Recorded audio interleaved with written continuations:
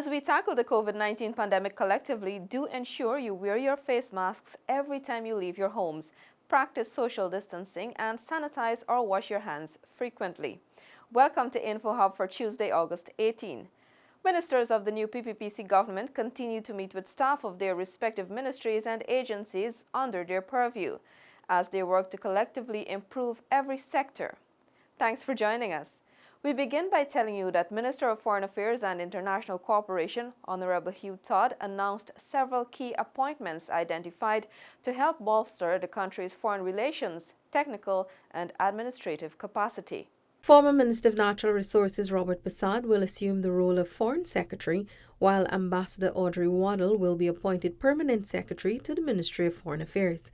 Persad served as Minister of Agriculture from 2006 to 2011 and then Minister of Natural Resources and the Environment from 2011 to 2015.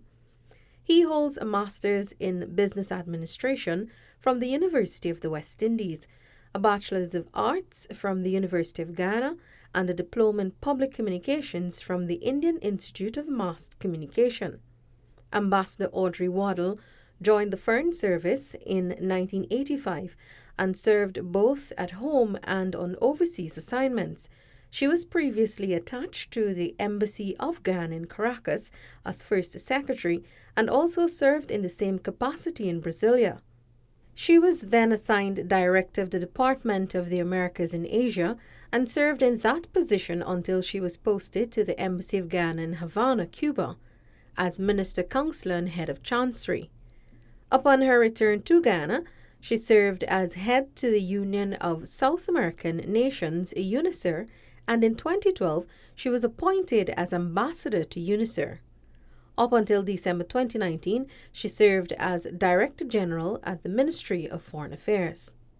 Waddell holds a bachelor's in sociology and postgraduate diploma in development studies from the University of Ghana. In addition to completing postgraduate studies in development diplomacy in Berlin with the German Foundation for Development and Cooperation, and in language and diplomacy from the University of Malta. Meanwhile, former Minister of Foreign Affairs, Mrs. Caroline Rodrigues Burkett, has been identified for the post of Ghana's ambassador to the United Nations. She will also take up the chair of the G77 group plus China. Minister of Foreign Affairs and International Cooperation, the Honorable Hugh Todd, is confident that Rodrigues Burkett will represent Ghana well in her new capacity, since she has a wealth of experience in foreign relations and diplomacy. The appointment at the United Nations is very vital because we don't have a sitting ambassador at the current moment. So our selection of former Minister Caroline Rodrigues will add much value because she has a depth of experience in foreign relations and diplomacy. Mm-hmm. And we're happy that she's willing to serve Guyana moving forward. Rodrigues Burkett was born in Moruco Region 1. She studied business administration at the University of Regina in Canada and social work at the University of Ghana. She served as coordinator of the Inter-American Development Bank Social Impact Amelioration Program, CIMAP, from 1995 to April 2001. Rodrigues Burkett served as Minister of Amerindian Affairs for 7 years and was appointed as Minister of Foreign Affairs in 2008. She was appointed Director of the Food and Agriculture Organization Liaison Office with the United Nations in Geneva in 2017.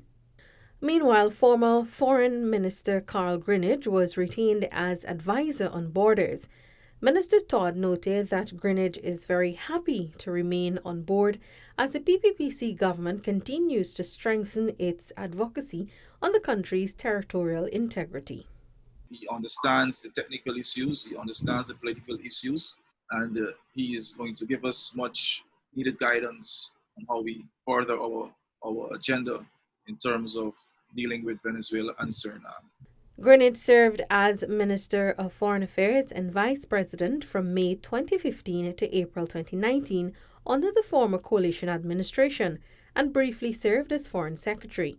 He also served as Minister of Finance from 1983 to 1992. Greenwich has a bachelor's degree in economics from the University of Exeter. Minister of Human Services and Social Security, Honorable Dr. Vindhya Prasad, today conducted a walk-through and assessment of the night shelter and the Family Enhancement Services Department. The minister informed that this is part of government's efforts to upgrade the services being offered to citizens utilizing public facilities for the vulnerable. In keeping with the mandate to provide better services to vulnerable citizens, Minister of Human Services and Social Security Honorable Dr. Vindhya Prasad, accompanied by the ministry's permanent secretary Lauren Beard, conducted an assessment visit to the night shelter and the Family Enhancement Services Department. At the night shelter, the minister and her team were guided by administrative assistant at the shelter, Florence Bourne. With her focus on the people, Minister Prasad interacted with some of the residents who took the opportunity to highlight issues affecting them. 56-year-old David Jones is a visually impaired resident at the night shelter who expressed his gratitude to the minister for listening to his concerns.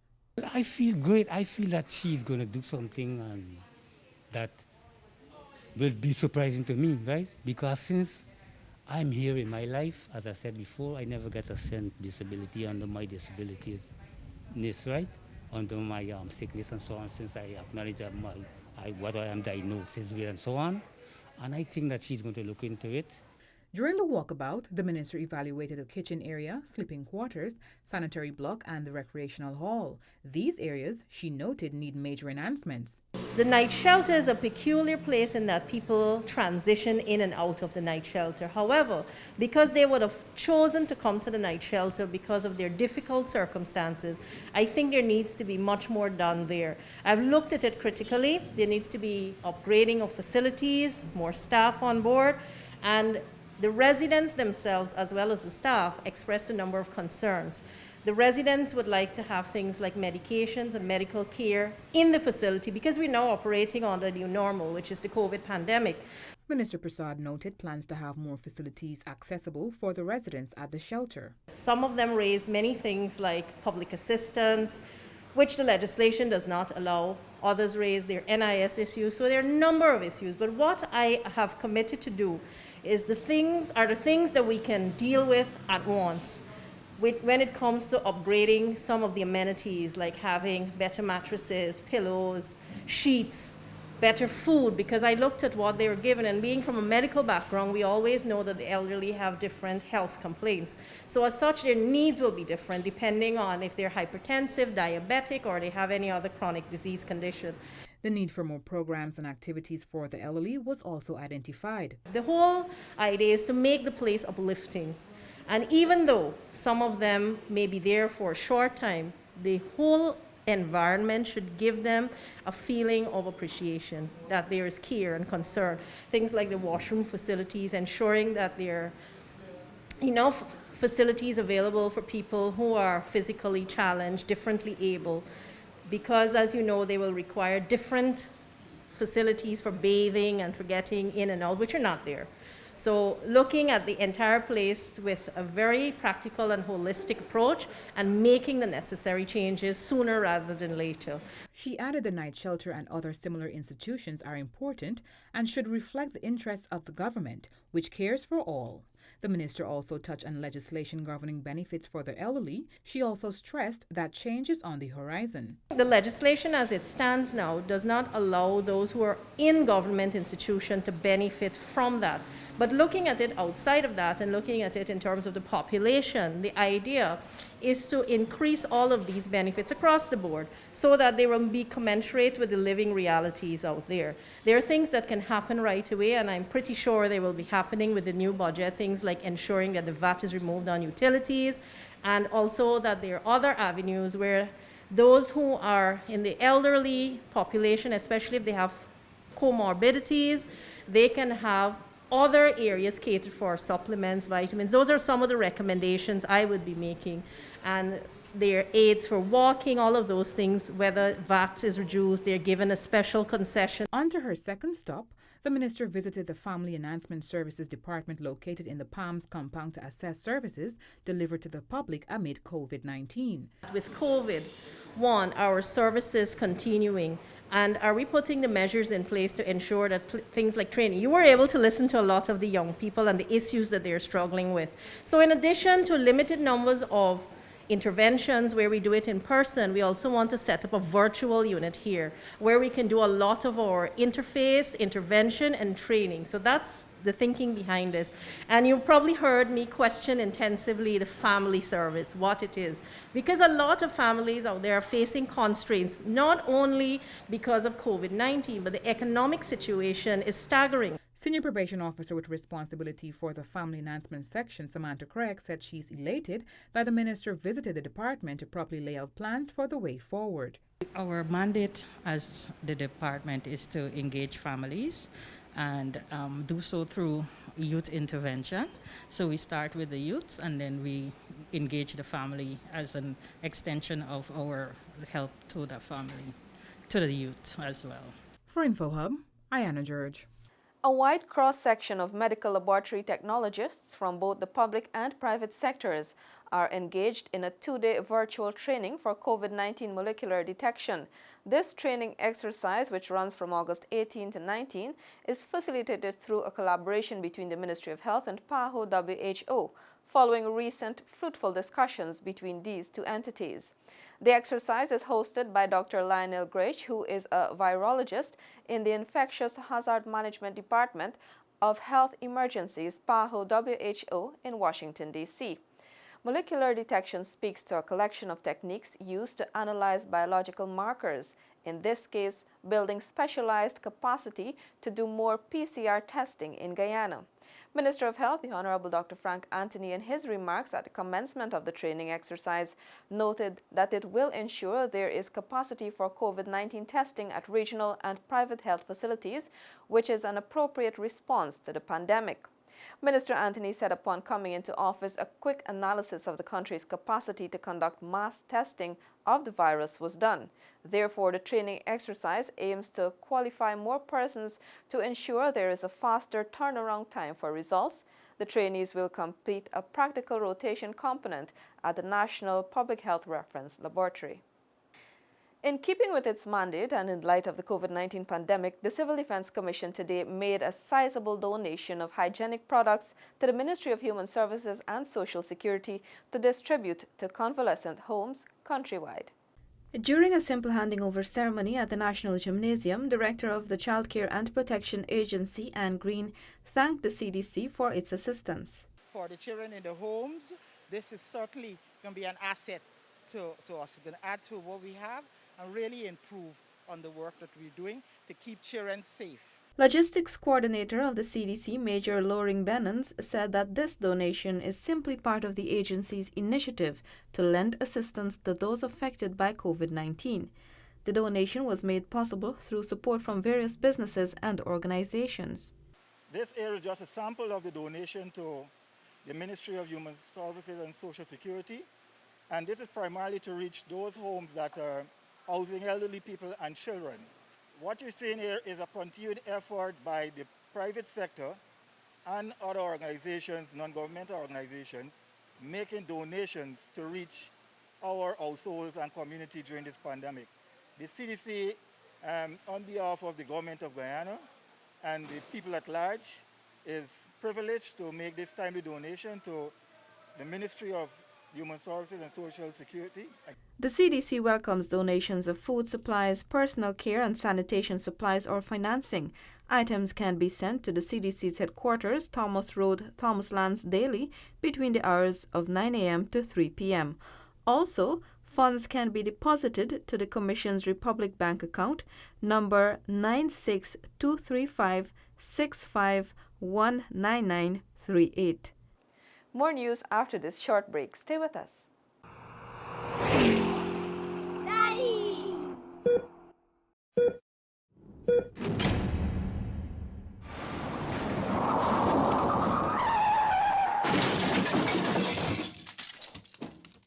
Welcome back. The government has issued an immediate expression of interest for provision of power to the Guyana Power and Light Incorporated's grid.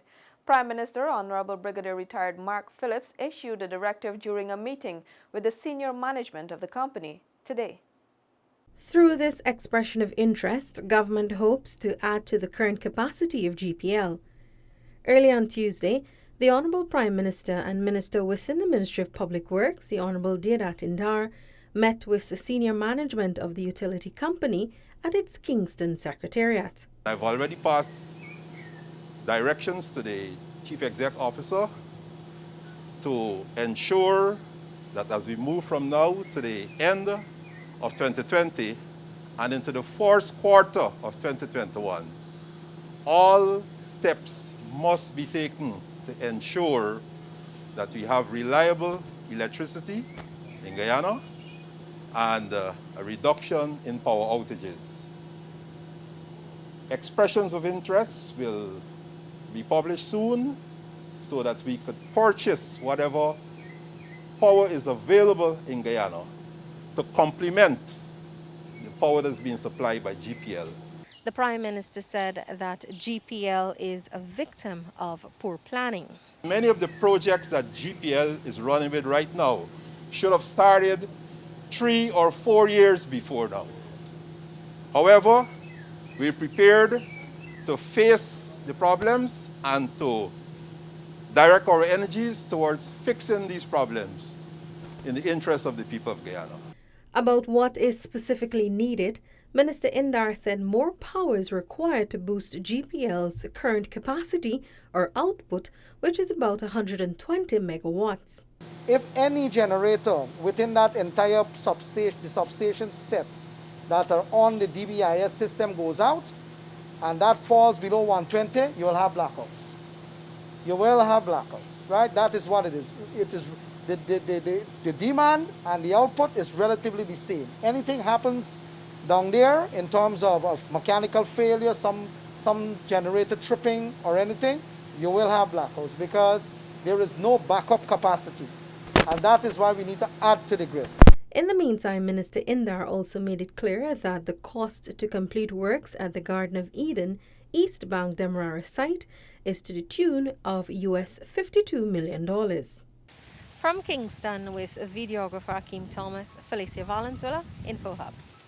Minister of Labour, Honourable Joseph Hamilton, today met with Chief Executive Officer of the Ghana Telephone and Telegraph Company, GTT, Justin Ned, and the company's attorneys to deal with issues pertaining to the Ghana Postal and Telecommunications Workers Union.